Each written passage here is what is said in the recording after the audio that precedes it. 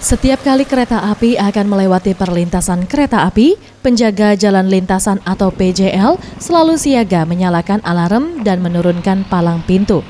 Tujuannya tak lain agar pengendara kendaraan tak melintasi demi keamanan. Para PJL bekerja bergantian demi menjaga perlintasan.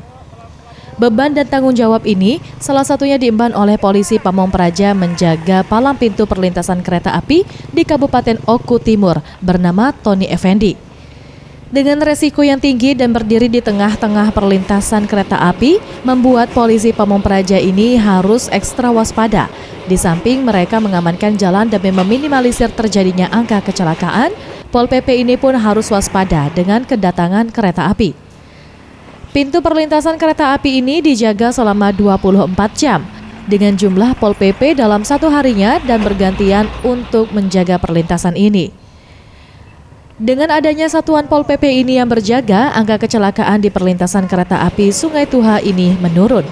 Pol PP ini pun berharap untuk pengendara tetap harus waspada. Memang diperintahkan oleh Pak Gubernur dari Risma, tapi kalau kami sudah lama lah di sini, dari tahun 2000-an. Ya cak malah lah ya, amannya kalau kami cuma disuruh perintah untuk mengamankan supaya jangan banyak kecelakaan. Imam Tasrul, Sriwijaya TV.